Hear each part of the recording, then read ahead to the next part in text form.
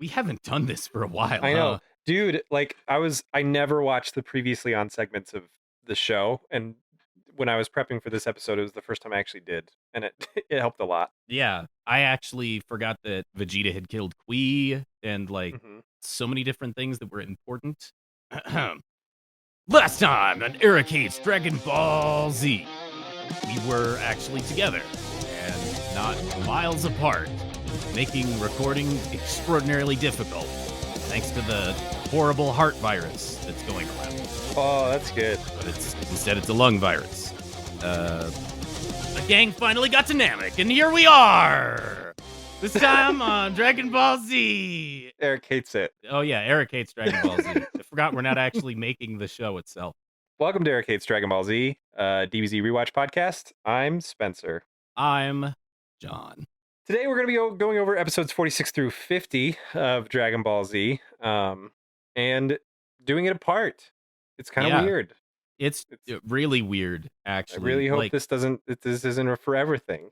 no, it better not be. I will head over there wearing an N95 mask over my N95 mask because this is like for the people at home. Here's how we have this set up. Okay, we have a Zoom call because my webcam doesn't fucking work on Discord or anywhere else. We're looking at each other through a Zoom call, but our audio is running through Slack. And then I also am using Discord to look at my notes, and I'm recording it through a totally this whole thing sucks. My microphone is set up by duct tape and lies. It's awful. Meanwhile, I'm sitting pretty with a nice cocktail on my desktop computer, and everything's great. It's a wonderful day. Yeah, you Um, look like a professional streamer, and I'm over Thank here. I you. look like somebody that just came off the street and you handed them a microphone, like talk, bitch. Please, I need a co-host. I need Yeah. somebody to bounce off of. I can't do this on my own. Oh, okay, that sounds good. You got any soup? Episode 46. The American title is Defying Orders. The Japanese title is Goku's Power Unleashed. 6 days to the far end of the galaxy. My title is Goku's impatience loses him out on a sweet free cappuccino machine. The episode actually opens up right where we left off with Krillin, Gohan, and Bulma scared out of their minds that somebody with a super high power level is coming toward them. And it turns out to be Frieza and the gang. I honestly can't remember why they were even flying. I think they're looking for another village. I mean, their whole goal this whole time is to get their other 3 Dragon Balls because they've already got 4. But they don't even pay attention to everybody hiding in the cave. They just go. It's like they sense like ants, and they're just like, eh. They don't even sense them, which I think we get to maybe not in this episode, but a little bit later. They don't even know that they're there at all. Bulma's the first one out of the cave because she can't sense power levels. She walks out of the cave and she's like, "Well, that was a lot of motherfuckers." And Gohan and Krillin are like out of breath, freaking out, Yep, super hyperventilating. scared. Yeah, they're like, "Wow, that was the biggest power I've ever sensed, bigger than Vegeta." And it's kind of a shame that I'm numb to all of this. Like, they have more power because I've seen so much Dragon Ball Z that it just Yeah. doesn't matter anymore.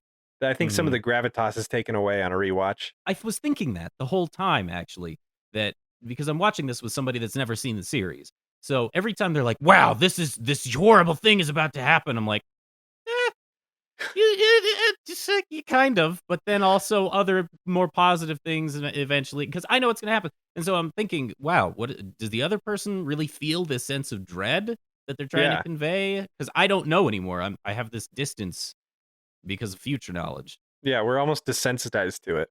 Yeah, exactly. So anyway, nothing happens. That cliffhanger just is resolved in an instant, and it's fine. But I'm pretty sure that they put together that like they're going after the Dragon Balls, and there might be in a village, and people could get hurt. So we got to go after him, says Krillin. He throws off his hat symbolically as his vacation's over. It's Yep. time to get serious. The second time he throws his hat onto the ground. And I really truly believe that's the last time we'll see that hat, and I just I'm sad about it. You're wearing the hat right now. Yeah, I've got the hat on. I mean, I never take it off, but the fact that it won't be in the show again. I don't know if you have, but I haven't watched like every single episode back to back to back like this before. So maybe it'll Nope. show up again. Yeah, that's true. Whatever was on Toonami, that's what I watched. So it does. Afterwards, it cuts to Master Roshi in a Yeah, suit. back Like, on Earth. yeah, back on Earth. Master Roshi on Kami Islands, fixing his tie. And he's He's looking in the dressing mirror. up. and he's looking real nice, and the camera pans out, and he's got no pants on. Just like everybody on every Zoom call in the last 3 months. Yeah, it really hits home. And then the phone rings. He walks over and picks up the phone. And as the phone's ringing, he's like, "I'm coming. Keep your pants on," which made me laugh way more than it should have because he has no pants. It's Because he just doesn't like, have pants on. no, this, yeah. You get to hear the radio or TV. He has something going on, and you can hear them talking about the reconstruction efforts going on East City. Like Oh, they're seriously? rebuilding. Yeah, they're rebuilding the city. Like there's Oh, just like a little teeny drop of lore that they're trying to rebuild and recover from this horrible Saiyan attack, which I thought was pretty cool. well, that is nice. I didn't even notice that. I enjoy that kind of stuff. I That's know it's cool. great.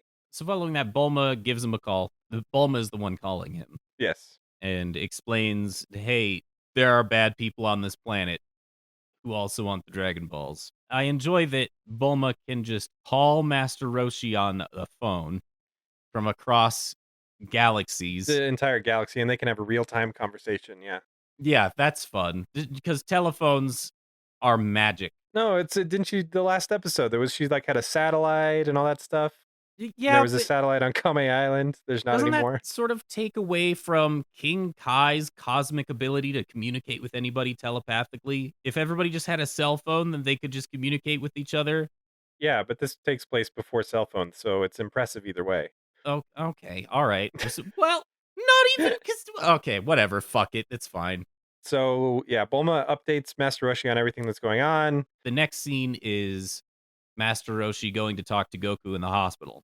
Yeah, which I really do wonder what Master Roshi was dressing up for originally, because he just shows up to the hospital and delivers the message that Bulma told him specifically, and then that's it. That's all you see. Oh, that's true. Yeah. What was he gonna do in that suit? Maybe he had a hot date and Bulma just I ruined know. it. That's what I'm saying. The mini lives of Master Roshi, man. After their call, Master Roshi shows up at the hospital, tells Goku and Chi Chi what's going on. The doctor and nurse just like kind of let it happen, but the doctor especially looks at them like they're insane and just like ignore it. It's fine. Just let him do this. As Master Roshi's discussing this with Goku, he creeps up behind a nurse and then grabs her ass, Yeah, it was the most casual instance of sexual harassment I've ever seen in the show so far. which there have been a number of them. And he says, Yeah. "Oh, I'm sorry. When I get excited, I talk with my hands." I don't actually understand what he's trying to say. And then they keep talking about spaceships and aliens and powerful enemies and all that stuff. And it's just nonsense to these medical professionals, Yeah. That's right, which because they was don't great. care. Yeah. My next note is, oh, fuck. Because Yajirobe shows up. Oh, And yeah.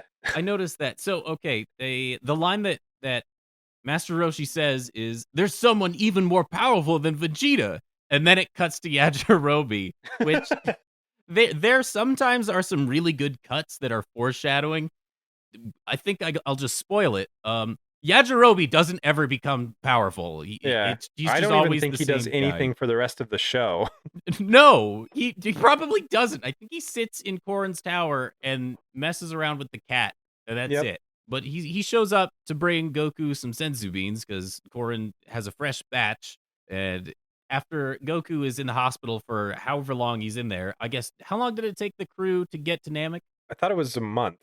Because once they get there and they have to turn around immediately, isn't Bulma like, it's going to take a month to get back and then a month to travel back Oh here? yeah.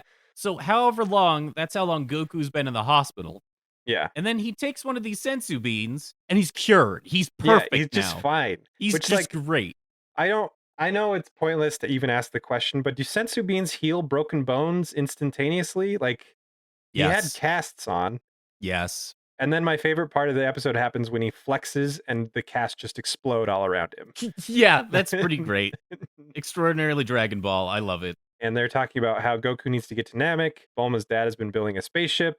And the doctor keeps poking in his head to the frame every couple scene changes because he's so blown away that this guy that he's been tending to for the last month or whatever he is just up and cured.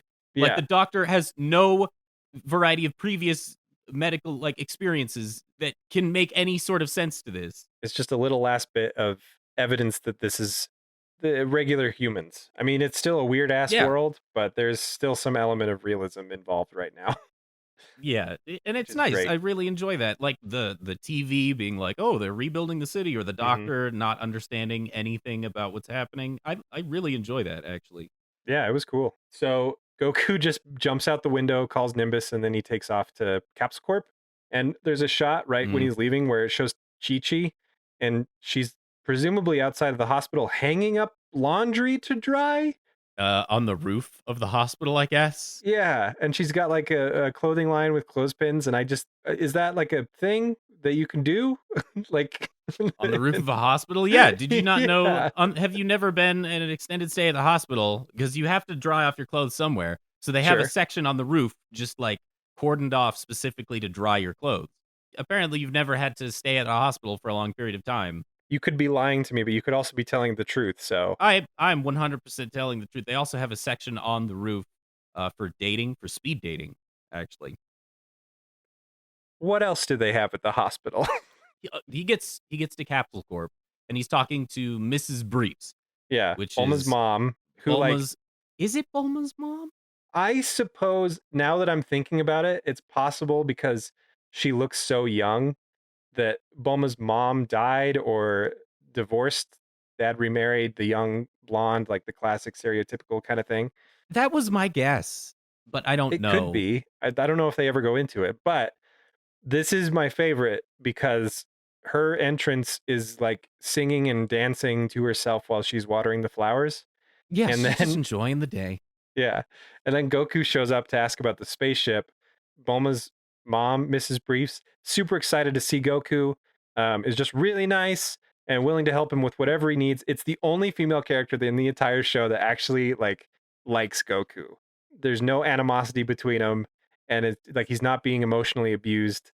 It's just a nice person, like a friendly female. Huh, Up until this point, we've seen none that just yeah. treat him like a human being. Well, Bulma doesn't, like, hate him, but she definitely treats him like Goku. Not just Yeah, like a human being, but yeah, like exactly. Goku.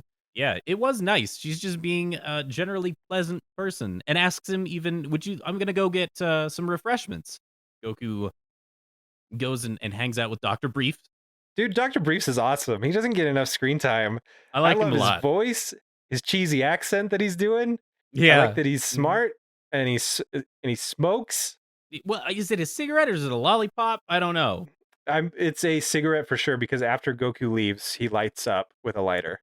Oh, okay. Yeah, they He just actually show always it. has one. That's Yep. neat. He's awesome. I like Bulma's parents a lot. So Goku is exploring the ship. He's like, "Whoa, this thing's fucking huge!" Yeah, it And turns Doctor out Briefs is Dr. like, Briefs "Eh, was going to use Goku's original Saiyan pod as a basis to construct this new ship, but he finds out that it's been destroyed somehow. Because that was one thing that really bugged me. Is as soon as Goku said, use my old Saiyan pod as a basis, Piccolo mhm. blew it up. He blew it up when Gohan turned into a monkey for the second or third time. But they actually address it, and it's fine continuity wise. Goku just didn't know that it got destroyed. He didn't know what happened with Piccolo and Monkey Gohan. That's kind of interesting to me. Yeah, But anyway, Dr. Bruce is able to construct the spaceship anyway, and it's almost done. yeah." It's pretty close to being finished. He says there's just a few more bugs to work out, and he takes Goku on a little tour. This is your controls. This is the gravity machine that I've installed for you because you Yeah, requested a training device, the and whole ship so is basically a training floor where you can up the yeah, gravity to beyond Earth normal, up to 100 times Earth gravity, yeah. I think it's and 100. train. This show doesn't understand what gravity is. It's true, it doesn't. And that's fine. I don't I guess. Like, I'm starting to understand the rules of the world versus the rules of our world. Anyway, he's taking Goku around and showing him the place. We got a fridge downstairs full of food, and Goku asks, "Okay, how long before it's ready to just leave? Before I can just leave?" Dr. Brief says, "Well, you could leave now, but there's still a few more things that I need installed." And Goku's like, "Why don't we just leave now?" And Dr. Brief is like, "Because I haven't put in the cappuccino machine." He loves cappuccinos. The quote is, "I don't care about a cappuccino," and Dr. Brief says, "Well, you say that now." That's right, yeah. But what about when you wake up in the morning and you're gonna want a hot breakfast drink? It's so Yeah. good. It's so good. Oh my Mhm. god. I loved it. So Goku leaves without a cappuccino machine. The spaceship takes off. Sucker. Oh, when it takes off, it makes the BFG 9000 sound effect from the original 1993 Doom. Whoa, I It's didn't know random. that. Yeah, it's super random, but that sound effect, the BFG 9000 shooting, it's a very iconic sound effect. It's mixed in there in the background. It comes from, like, just a pack, like a Hollywood producer pack of sound effects. So, Okay. that's why occasionally you hear different sound effects from different things put into different across different media, but that effect is right in there. And it also, as the ship is taking off, Mrs. Briefs is walking out with her refreshments for Goku, and it's just a big mug of beer. Yeah, what's the problem with that? Nothing, Okay. I guess. Yeah. No, that's fine. And then the spaceship takes off. Goku's in it. Dr. Briefs, his cigarette goes out because of all the wind, and then he relights it. Foam from the beer hits, what's Oh, the pig's Oolong in the name? face. Oolong, yeah. Yeah, Mhm. because Oolong, the talking pig, and Poir, the talking cat, are both there for some reason. So Goku's on his way to Namek now in a Capsule Corp built spaceship. We cut back to Namek where Gohan and Krillin have been tracking down the group of Frieza and his gang, the Frieza Force, to another Namekian village. And they are trying to keep their power level down so that the Frieza and the others don't detect our heroes. And they find, Yep. and there's this weird, like 10-second scene where they're like, okay, we're here. We can sense their power. They're right beyond this ridge. Let's climb up this ridge so we can get a Oh! look at everything that's around us. Yeah. So they Yep. climb up slow and stealthy. They get to the top and realize that they are facing Frieza and everybody. Like if they were to just tilt their head up a little bit, they'd see Krillin and Gohan. And so Krillin's like, "Oh no, we're on the wrong side. We got to go find another ridge." And then they go find another ridge. And when they get to the top of that ridge, they're behind him now. So it's fine. But why was that scene even in I there? don't Why don't you just know. have him go up and they're behind him? Because it doesn't add anything. I Like don't it's know. You gotta pointless. It's so weird It was really weird. Also, the way that they climbed up the ridge sneakily was how weird they because were they like didn't mid crawl. squat. Yeah. Yeah, they, like, crouch walk like you're in Halo or Yeah. something. It was weird. I don't know why they did that instead It of was just super crawling. strange. Yeah, they make it, and then they are watching over Frieza, and Frieza's looking menacing, and the episode ends. No, I mean it does pretty much, but it does it cuts to Goku just for a second and Goku's on his way to Namek. He decides to start training, turns up the gravity machine. He's like, "Well, on King Kai's planet I trained at 10x normal gravity. So I think I can start 20 and be fine." So he programs it to 20, hits the button and he basically falls on his face cuz the gravity's so intense. And he's like, Yep. "Oh man, I should have set it at 11." Yeah, that was a And good line. I enjoyed then that. the episode ends. That's the very last line of the episode. Episode 47. The American title is Namek's Defense. The Japanese title is Surprise Attack. The Elder's target was the Scouters. Whoa! My title is I Can't See Without My Google Glasses. That's pretty good.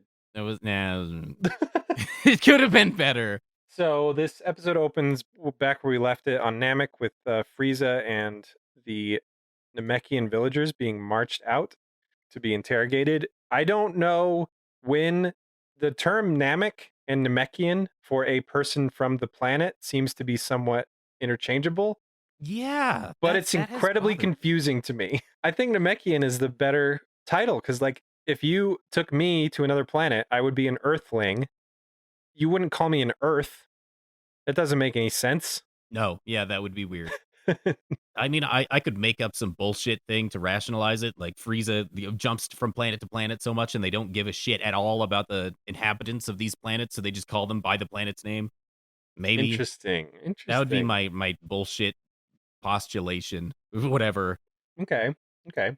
So Krillin starts to put together the picture as they're watching this whole display take place that the Saiyans that invaded Earth, as they describe themselves as like planet brokers, like they go to planets and find worthwhile ones and then sell them to the highest bidder.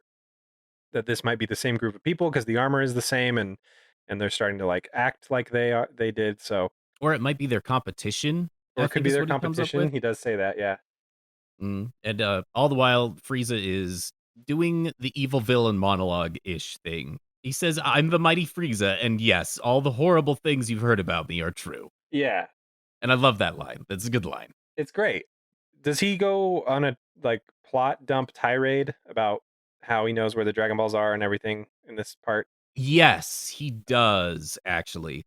Explains that the first village, so the Elder Namekian is like, how do you know everything that you know, everything that's going on? I don't know anything about any Dragon Balls. You're full of shit." And Frieza says, you remind me of the first elder from the first village who gave me the same shit. And then I murdered the whole village in front of him, and he had no problem singing like a little canary. So when the Saiyans were introduced, we knew that they were bad guys by how much they murdered people. They weren't nearly as menacing. They were just brute force bad guys. Frieza doesn't do shit, but is so menacing and has all of these lackeys doing the dirty work that you really get the sense of, wow, this I don't know how strong this person is. Everybody keeps saying that they're a real super badass, but good lord, they're menacing. And the person that does Frieza's voice nails it because it's a weird voice. It is so weird. It's a weird, I think their name is Chris Ailes or something. Okay. It's a weird voice, but it's super menacing and regal. I enjoy it quite a bit. I used to, when I watched the show originally, I hated Frieza's voice. I thought it was annoying. Really? Rewatching it, yeah, I really, really enjoy the voice, actually. It's fantastic. So Frieza is being menacing and, like, summons a death ball, like, channels their energy and creates this orb, and the sky goes dark when the death ball exists. I thought that was a really cool touch, Yeah, it's really neat. actually. It was really neat. Maybe it's showing that, like, okay, this person has the power to destroy the entire planet. And you find out at the end of this monologue where he's threatening these villagers that Vegeta's listening on the scouter, using his scouter to eavesdrop That's right. from very far away, which I thought was clever. And then at the end of that scene, Frieza starts laughing, and then like one by one, his lackeys start laughing, and it's like 10 seconds of maniacal laughter being passed around from person to person. It's strange. I love it. Like, I'm not as previously stated, I'm not an anime type guy, Yeah, but there are some tropey things that I just love. It's so, saccharine, like, oversweet to me. I just like, it's it's great. nice. Enjoy it. Um, so Krillin and Gohan are watching helplessly from the sidelines as Frieza's about to kill these villagers so he can get information on where the next Dragon Ball is. Krillin keeps trying to calm Gohan down, but Gohan's getting more and more angry as Frieza's getting closer and closer to killing innocent people. And I think maybe even after he kills an innocent person, Gohan just like fires up, and Dodoria's the pink dude, his scouter goes off, and Yeah. it interrupts everything that's happening. And it's like one of those few times where the scouter interruptions are actually like justified and planted as a seed. So Gohan's That's anger right. actually probably like saves somebody's life because they stop and look to where the energy source is coming from. Um, Yeah. To kinda set the scene a little bit, there's Frieza is the main bad guy. Frieza has 2, like, a left-hand lackey, right-hand lackey, yeah. and that's Dodoria, big pink spiky alien, and Zarbon, which is like handsome blue tall alien hmm A lot of jewelry. for whatever reason, and then just nameless lackeys versus nameless Namekians. Actually, during that plot dump, the Namekian elder says, "We only give the Dragon Balls to someone that passes a test of intellect and a test of strength or something." And Frieza says that they offered to take the tests, but the elder Namekian refused to give it to them. And I kind of enjoyed that. Like, Frieza legit would have just done the tests and then got the Dragon Balls the correct way. But if that first Namekian wasn't such a hard headed asshole, I'm on Team Frieza for this one because they were trying to do it the right way. And then the Namekians were like, "Nah, we're not going to give you our magic balls." And then Frieza was like, "Fine, I'll just fucking kill all of you then. It's fine. You made me do this. I didn't want to murder all of your children in front of you, but you're making me do it." He enjoys it too. So That's also yes. There's a cut to Goku doing 10,000 sit-ups and 20 times gravity. yeah, I can't remember if I mentioned it already, but it really seems like a repeat of last season. Like it's just going to cut to Goku randomly as he's making his way toward the goal to save Yeah, everybody. that's right. Yeah. So instead of Snake Way, this time it's cutting back to him in his spaceship on the flight toward Namek. Which Um, I like that way more, actually, oh, it's great than because the Snake Way. training actually makes sense and he's actually doing things. Yeah. Yep. Yep. Yeah, it's a lot I enjoy better. that. Oh yeah, and during that Goku cutaway, he says, "I'm so hungry I could eat this whole ship," which is just a classic. Does he? Yeah. I don't remember that either. Wow, yeah, classic Goku. And Dodoria's scouter goes off again as it cuts back to Namek. Instead of them fighting Gohan, like 3 Namekian warriors show up. Yeah, the Um, Green Rangers. yeah, the Green Rangers show up and they can fly and use energy. And I really feel like the only reason they had a contingency of the Frieza Force and nameless Namekians to come fight was so that they could justify like really fierce like battles where people could die, and it wasn't just putting the same main characters in not real danger over and over again. Because now you get to see all the cool fighting moves. It could yeah, it could also be to show how strong the Frieza Force lackeys are, Yep. maybe to give you like a gauge. Because these Green Rangers show up and initially Dodoria scouts them and is like, wow, they have a power level of 1,000.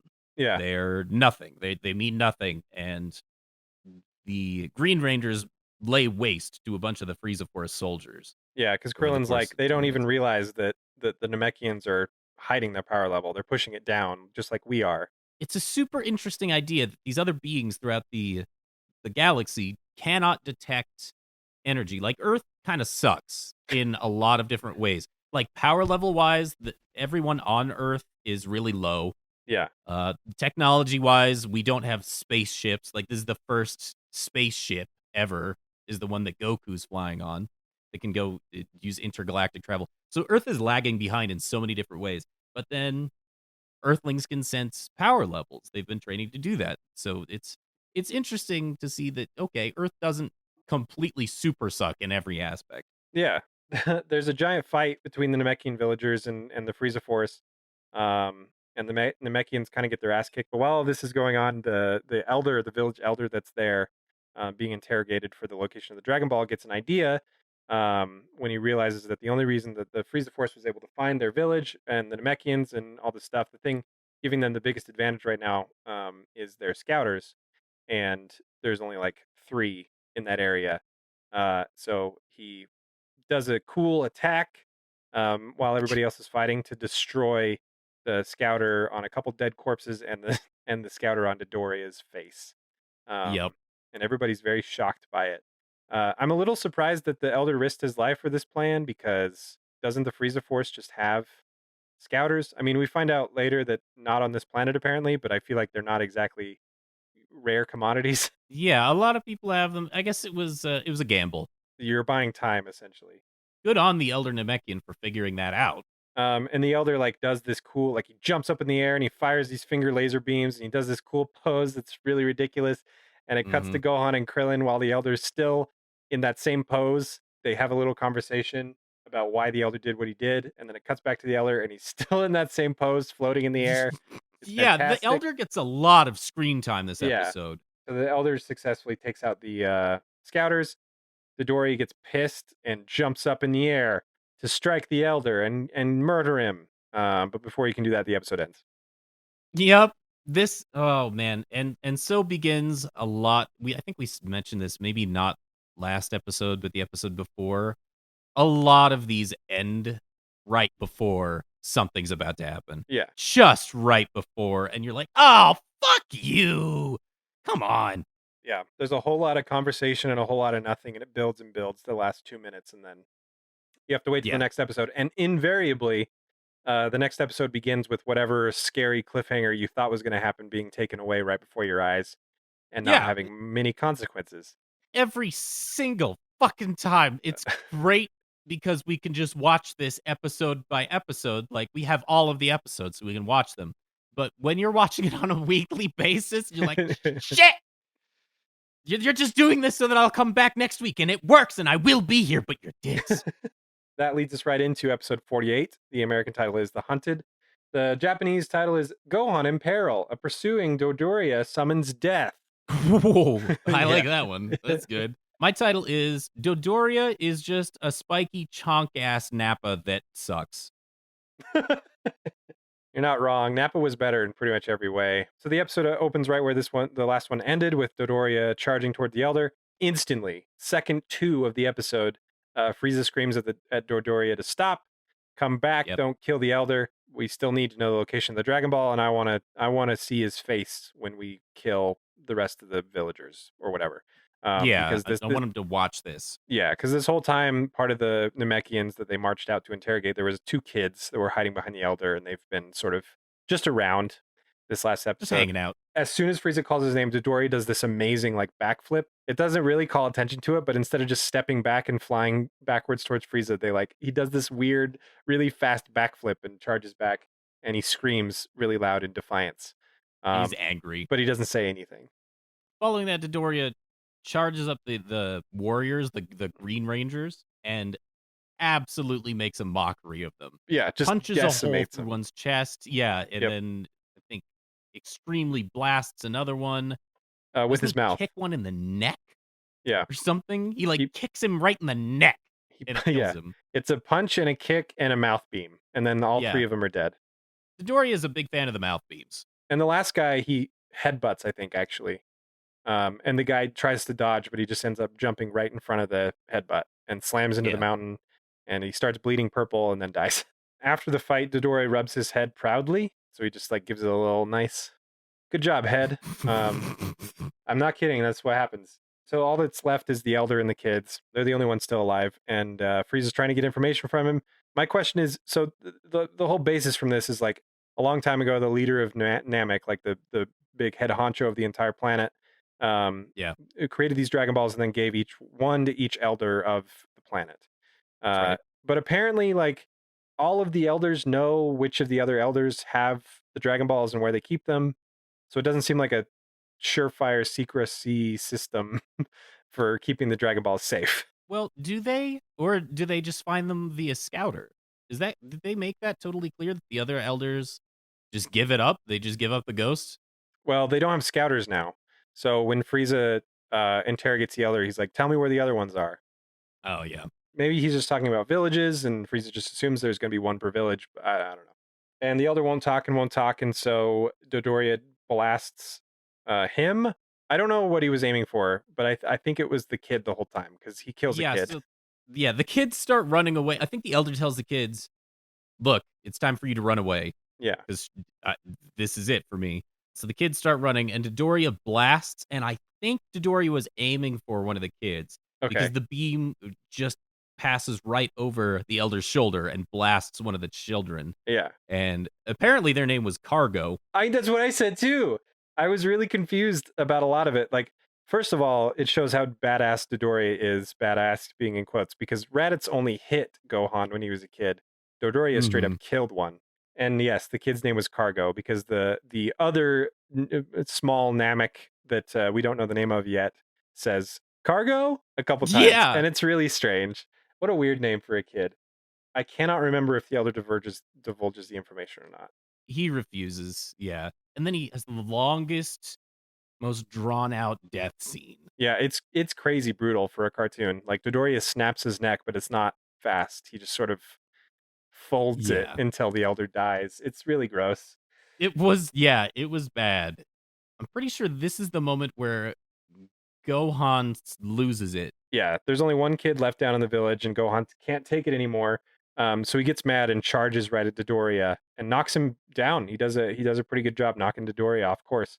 And Mhm. Krillin has my favorite line in the episode. He's just like, "Well, here we go," and he jumps into the battle. Like Yeah. he tried to prevent it as long as possible, but he was totally not necessarily on board, but he knew what was going to happen. So he's just like, Mhm. "No," he's not like, "No, Gohan, you idiot." He's just like, "Well, I'm here we go. I'm going in." Yep. This is what's Um, happening next. Yep. So as scared as they both are, they jump in and grab the kid and fly off. Krillin says, "We can't win this fight. Let's go." So Gohan, Krillin, and the kid fly off um, to other parts of Namek. Frieza then orders Dodoria to chase after them to kill him, I guess. Uh, Yeah, probably. Don't just stand there. Find them. yeah, they start flying. Dodoria catches up to him. Before that happens, as soon as Dodoria takes off, I don't know if you noticed this, the music plays a tuba solo for about 4 seconds because Dodoria's just a chonk, and so they give him the tuba. I That's did not wonderful. notice Boop, that. boop, boop, boop, boop, boop, boo doo doo doo. It's like, oh, that's so good. Sorry, didn't mean to cut you No, off. you're good. So they do this long drawn out chase scene. Dory catches up with them and starts blasting. Krillin drops the Namekian child, and as he's diving to save him, he just stops midair because Dodori grabs his leg and pulls him out of the air, which I thought was Oh, really yeah. neat. That was cool. It's holding him for about 4 full seconds Yeah, and before Krillin, I think, headbutts yeah, him or Krillin something? headbutts him, yeah. And then Dodoria fires a mouth beam, which was just hilarious. Oh, Um yeah, that mouth beam was so slow. it's it's It was like a measuring tape coming out. It was so it weird. was really strange. But they grab the Namekian child that was falling out of the sky and they take off more. They're still being chased. Gohan's like, "What are we gonna do now?" And then Krillin's like, "I don't know. I'm out of ideas." Oh, wait a minute. No, I'm not. And That's right, yeah. and then he turns around and does a solar flare on Dodoria, using Tien's move. And then they fly away, hopefully to escape. And the episode ends there. Episode 49, the English title, American title is The Prince Fights Back. The Japanese title is Dodoria Dies by Explosion. Vegeta's Fearsome Shockwave. What? So if you weren't sure how things were going to pan out, just wait until the episode opening credits stop. Yeah, I appreciate that Midori has been introduced 3 episodes ago, and then now in the Japanese title, we know that they're just dead. Yeah. The Frieza Forces Raditz. That's who they are. My title is Reinforcement that Vegeta is probably my favorite character. He is really good in this episode. So Krillin, Gohan, and the Namekian kid have hidden in the cliffs of Namek. Dodoria can't find them. He gets mad and just blows up the entire county equivalent of Yeah. Namek and just blasts it. Huge explosion. He's like, "That'll get him," and then he goes away. Yeah, he just fucks off afterwards. It's what Nappa does. He pulls a Nappa. Yeah, I'm sick of doing this. I'm gonna blow up the whole thing. I blew it up. Okay, bye. yeah. So right before Dodoria leaves, there's this shot where he like comes into frame and he's like, "Well, I don't see him anywhere," but you can see very clearly that there are They're silhouettes right of there. Gohan, Krillin, Oh and the my Namekian kid god. right behind him. And then Yeah. Dodoria leaves, and they, our heroes survive the explosion, and they're undetected still. It does cut to Bulma really quick, and there's this amazing shot where she's in the bathtub, whatever, but there's this shot where it first goes to the bathroom, and you can see her in the bathtub, and then the shot starts to move, and you realize that the camera's just on a bubble, one of the bubbles in the bathroom, and the bubble floats away, and you can still see the reflection of her as the bubble moves around. It's really crazy, and I liked it a lot. And I think she's talking to her dad, and her dad's Yeah. complaining about the cappuccino machine not being installed on the ship, and that Goku's on his way in 6 days. Bulma's really excited to hear that.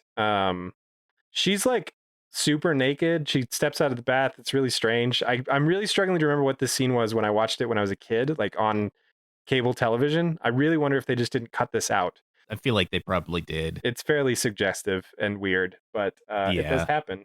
Isn't it also a little weird that she's talking to her dad while she's completely Yeah, naked? 100%. Yeah, super I thought strange. that was a little weird. Yep. Then it cuts back to Goku on his journey. He's been training, and he decides to get something to eat. And he goes down to the kitchen where we see the biggest refrigerator I've ever seen in my life. It's It's like so 4 huge. times the size of Goku. It's insane. So Goku eats a good meal. Well, he says, "Oh, that's all there Yeah, is?" that's all there is. I guess it'll have to do. And he's being serious. He's not being facetious. He's like, "Well, okay, I guess." It's like more food than a supermarket. And Yeah. he's like, "Well, okay, It's fine." it's insane. So he grabs a bunch of awesome looking food and goes to cook it, and then goes to bed. And he forgot to turn the gravity down, so when he sits down in the bedroom and on the bed, the whole bedroom just explodes. Like it just he just breaks Yeah, everything. Goku breaks everything everything. breaks. The bed frame, a cabinet, the table, just everything breaks. Like the room just okay, here's what that's like. Have you ever played The Elder Scrolls Oblivion? Oh yes. Okay, the way that that game works, when you make a map in the TES editor or whatever, you place all the objects into the level, but they don't have physics applied to them yet until you touch one object in the game in that map, and then all the physics wake up and they're like, "Oh shit, yeah, we're supposed to apply gravity to everything." That's what that is. It's like you touch a plate on a table and then everything just goes flying around Yeah, the room. it's That's incredible. exactly what that is. And then it cuts to I'm gonna let you do this because it's your favorite part of the episode, I'm guessing. Vegeta shows up out of nowhere and kicks Dodoria into the water like the big bitch he Yeah, is. it's amazing actually because Dory is just flying and you don't even see anything. Like Dory just goes down. and you don't know Mhm. what happened. And then as he gets up, Vegeta makes this amazing entrance. The Yes. music and everything So is good. fantastic. It's great. He's back, baby. And he reveals to Dodoria that he found him because he can sense energy. And Dodoria's like, that doesn't matter. You're still a weak little punk. I could take you. And this is where Vegeta reveals that the Saiyan's true power is the more we fight and the stronger opponents we fight, the more powerful we become.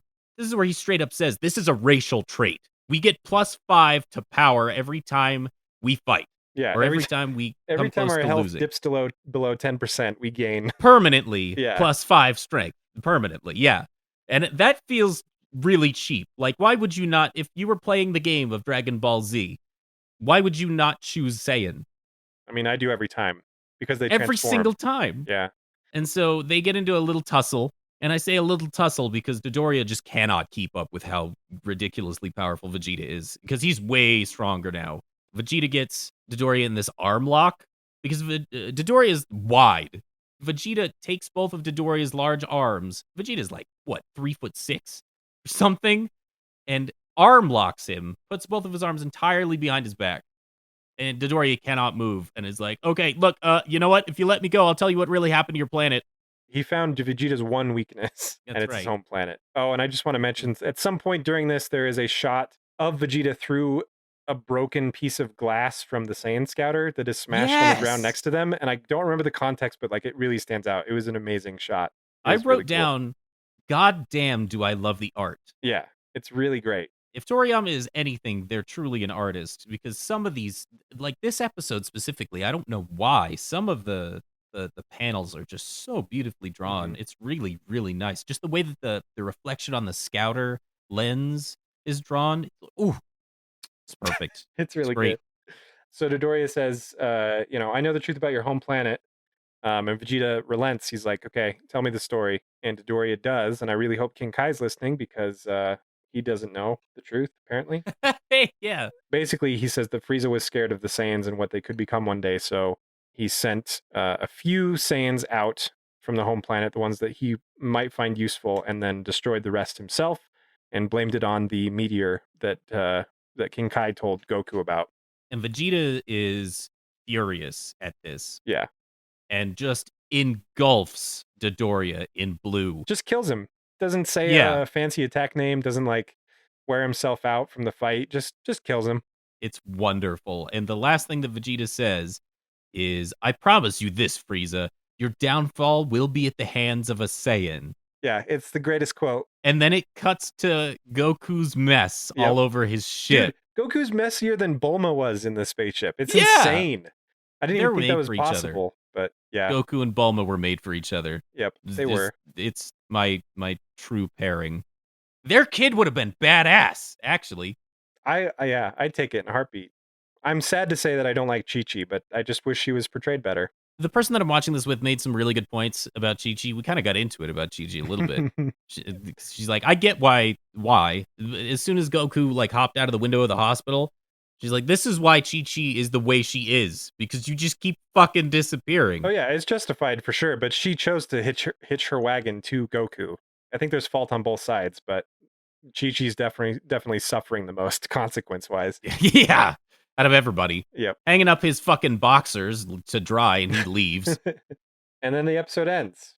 Yep, Pretty that's much, it. this one doesn't really like they could have ended it a few seconds later after Vegeta said his awesome line, but they cut back to Goku for a little bit and then just ended it there.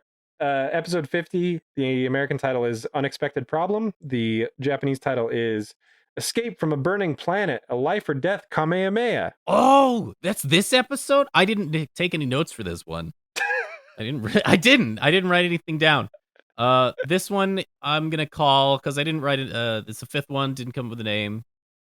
Goku, Space Explorer.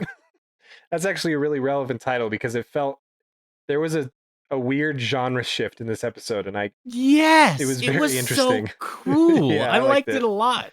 It starts off with Krillin and Gohan running and hiding because they've Vegeta is nearby, but they sure have been running and hiding a lot since they got to Namek. Yeah, and they discover that Vegeta can sense energy. They theorize that Vegeta learned to sense energy while on Earth. And Vegeta is like, I swear I sent something. And then he goes to investigate a little bit further, and as soon as Gohan and Krillin are about to like make a break for it to try and distract Vegeta to save the little child Namekian that they have with them, a whale bursts out of the water. It was just the fish, It which was is just the fish. yeah, it was great. And then he flies off, and everybody's fine.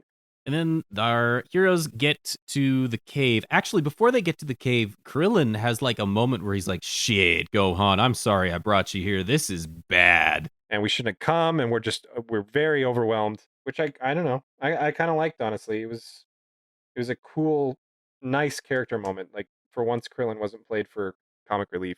I don't want him to just be comic relief. I like him being a badass. I loved the moment where he's like, well, here we go. Yeah, Like, that see was that? really Yeah, cool. that was I really want good. more of that, like the pluckiness. Yeah. But no, for the next couple episodes, he's like, shit, everything sucks. Yeah, I mean, I obviously prefer a more heroic version of him, but Krillin gets some good stuff in the next episode, next podcast episode. Yeah, that's right. They meet up with Bulma. Bulma's got a capsule house, all generated Yeah. inside the cave. She's living comfy. I love capsule tech. It's so Capsule cool. tech is the best, dude. It's my favorite part of the show, and it's not in it a whole lot. Bulma fills them in on the plan. Goku's going to be there in 6 days. He's on a ship right, coming for Namek, and they are way too excited about Goku showing up. Like, I get it. Yeah. He's the hero, but they are audience surrogates of like, we just want to see Goku fight. That's all that we want out of Dragon Ball Z. That's it. Just give us Goku fighting and we're happy. Just before that, though, Krillin was in ultimate downer mode. It's true. So it was a really, lifeline. I appreciate that part. The roller coaster of emotions that is Krillin's life. Yeah. He's going through some stuff right now. I think like it cuts to Goku and it stays with Goku for more than 12 seconds. Like the rest of the episode, it's him He's on the Goku, spaceship. isn't Yeah. He's doing training. I think he's on 20x gravity right now. Maybe he hasn't moved up yet. He's still on 20x, and it shows first establishing shot. He's in the spaceship going through an asteroid field. Yeah. And he's exercising, training up, and he gets a call from Dr. Briefs and Oolong and Poir. And Dr. Brief says that there's a hull leak on the spaceship, and Goku's gonna have to patch it up. Luckily, and he tells Goku this, and Goku's like, "Oh shit! Well, I don't know how to fix that." Dr. Briefs is like, "Well, luckily, I brought a spacesuit fitted just for you." And like from the ceiling, a panel drops down, and it has. Did you notice that the spacesuit is almost the exact same as the spacesuit that Gohan had before, like 10 Oh. episodes ago, when he had to dive into the acid lake to get the Dragon Ball on fake Planet Namek? Oh man. It's almost the exact same spacesuit. It is. Crazy weird. This one is personalized, and the name tag says Goka. Like Yeah. if they would have flipped, it's GOKUH UH? instead of HU. Yeah. Like HU at least would have pronounced Goku in a weird way, but they went Goka. So I don't know why. Yeah. And then also on the helmet, just right there, it says It Dragon says Dragon Ball. Ball. Why does his helmet say Dragon Ball? I don't know. Last time this happened, it was with Gohan, and we were like, oh, Dragon Ball is a real thing, so maybe there's like merchandise. But this was like a spacesuit designed by Dr. Briefs. He didn't buy it from Walmart. Why does it say Dragon Ball? I don't know. Maybe he did buy the spacesuit from Walmart. I don't know. Anyway, Dr. Briefs explains, okay, look, there's panels and space glue. Special He actually space glue. says space glue. Oh my god. That you're going to use to repair the hull leak. Yeah. So put on the spacesuit and grab the supplies and get out there and fix it. So he goes out on the space ship. He goes out into space, but he's tethered. He almost flings himself off into nothingness, which like, yeah, he can fly, right? So I don't know if it needs some sort of atmosphere to trigger. Is there a reason he can't fly in space? So the spaceship is flying at like a super high speed. Yeah, but so is his Maybe that body. has Like the something to speed do should be with it? relative, right? That's true. Yeah, exactly. It should. There's no like inertial dampening or anything. Yeah. So I don't know. I don't understand why he can't fly, but he can't. It's and he fine. slips off the spaceship. Yeah. And he starts floating out into space, and he's screaming because you should be. And the tether holds him there, and Dr. Briefs is like, "Hey, there's a tether. You're fine. Calm down." And he starts pulling his ass back from using the tether to get over there, back to the spaceship. And Dr. Briefs is like, "Dude, the shoes have magnets in them. Just walk. Don't be afraid to walk." Goku's like, "Oh, okay. I'll just walk then." He walks over to the panel and starts beginning the repair, and Dr. Briefs is looking at like a uh his trajectory. Goku's trajectory was screwed up because the panel got knocked off Yeah, in he the got knocked asteroid off field. course, yeah. He's like, "Oh shit, Goku, you're headed right for a fucking sun. It's like 17 times the size of our own sun and it shoots fire." It And could Goku's be like, 1/8 "What? the size of our own sun, and it would still be just as dangerous, but It's this still is a a big boy. star." Yeah. Yeah. What the hell? And Goku's freaking out because you can start to see the flames engulfing the spaceship. Yeah. He repairs the panel, but he accidentally space glues his shoe Space shoe. to the fucking spaceship. Yeah. And so he can't get out. So he's stuck on the outside of the spaceship, which is careening towards the star, and he can't adjust the course because he can't get inside the spaceship because he's stuck. So he does a very Goku thing, and he Kamehamehas the star. And I thought he was gonna blow up the fucking star I with did too. this. For a second, like, it started lighting up and, like, glowing, and I Yeah, really thought it was gonna explode. I was 100% yeah. sure that he was gonna blow up a sun, but it But doesn't. he doesn't. Yeah, it just adjusts course and pushes him outside of the range of the star. And then the show remembers what gravity is and it pulls him back in. Yeah. And I'm like, but, but you don't understand gravity. You just taught me how gravity works a couple episodes ago. Now it can't make sense. Ah, fuck. So he starts going back into the sun. And Goku's like, all right, this time I'll use full power Because Kamehameha. that's what Goku does. He doesn't use his Because he full power never right off the ever bat. starts full power. Yeah, he can't. It's an attribute of his character. Turn one, he has minus 50% power no matter what. So then he does an ultimate Kamehameha, a big ass one, and it's huge because I think it penetrates through the sun Yep, it or looks like something. it. It looks like it, which finally blasts him back somewhat on course. Um, and then it cuts. It cuts to Oh, Vegeta for a second. Vegeta's like, oh, I sense Namekians. I'm going to go to them. That's right, And then it because goes back to yeah, Goku. yeah, that's right. And then it cuts back to Goku, and his shoes are still on the like stuck to the spaceship, but he's now inside the spaceship. So I don't know how he pulled that off, but somehow he did it without I don't dying or know. being blasted off again. He just held his breath, That's how it works. as you do in space. So he ends up back inside the ship, and he's on course to Namek again, and that's the end of the episode. Yeah, yes. Well, actually, Vegeta arrives. That's right. So he arrives to where all the Namekians are, and he does actually kill one with his finger gun. Because the following episode, That's it right. starts off. Yeah, that's how it. Yep, Yes. that's how the episode ends. Vegeta Yeah. kills So somebody with his Vegeta, finger gun. he lands among a bunch of Namekians, and he's like, all right, where's the most elder Namekian? Where is he? And everybody's like, what are you doing here? And Vegeta pulls out his finger like he makes a gun, and he says, bang. And then he shoots a beam out of his finger. Like, no one has ever done this yet. Why do you have to do it that way? It's very weird. It's just flair, I guess. Yep. And then he finger bangs one of them into the ground and they die from it. And when it hits the other guy, the Namekian, it makes like a weird, bouncy, cartoonish sound effect for some reason Yeah, when he I thought he was dies. fine. But yeah, he dies. There you go. That's the real end of the episode. Yes, I really liked these episodes actually. Yeah.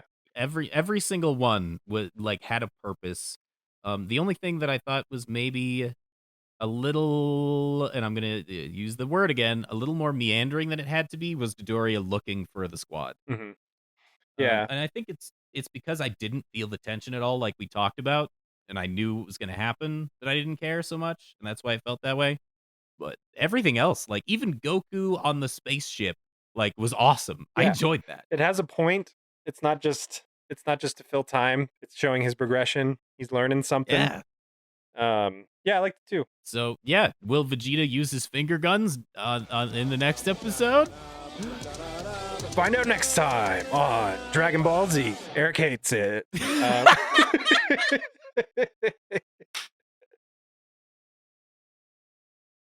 Hey everyone, Eric here. My name's in the podcast, so I'm obligated to be here, but I'm also honored to be here to thank our wonderful fans for listening. We couldn't do this podcast without you, of course. So Thank you so much for listening. We appreciate it. If you'd like to support us, you can do so at kofi.com/EricHatesDBZ, or you can check out our Twitter at EricHatesDBZ. We also have a sister podcast if you're interested, Tales of Nowhere. Super fun, where we take one cast of characters through multiple games, tabletop RPG games, to tell one epic story. So go ahead and give it a listen. It's awesome. Tales of Nowhere. It's part of the Rocktopus Network. We also want to thank John Good for doing the music on this episode. Fantastic guy. His SoundCloud is Burn7. So if you want to listen to more of his stuff, go check it out there. I think that's all we had, other than thank you so much. Our fans are the best. Have a good evening, morning, night, afternoon, all of the times. Bye.